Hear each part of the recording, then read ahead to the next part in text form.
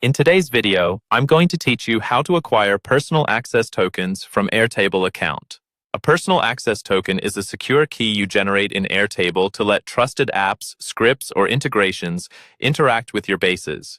Think of it like a badge with specific permissions and limited access, which makes it safer than sharing a full account login. I'll walk you through creating one carefully and storing it properly. Start by logging in to your Airtable account.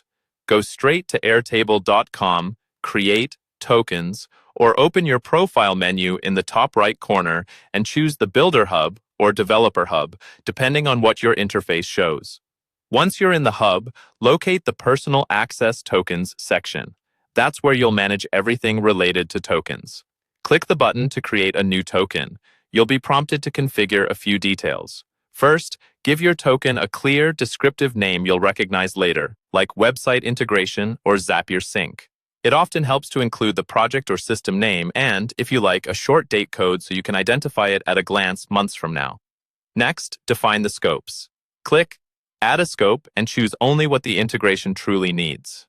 For read-only automations, data.records. Read is typically enough. If your integration needs to add or update information, include data, records, write. The principle of least privilege is your friend here. Keep it as narrow as possible to reduce risk.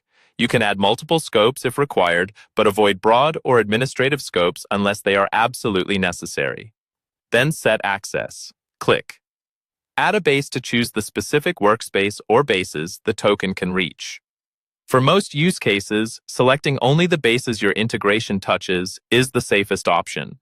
There is an option to grant access to all current and future bases, but reserve that for scenarios where you intentionally need wide coverage and have strong security practices in place. When everything looks right, click Create Token.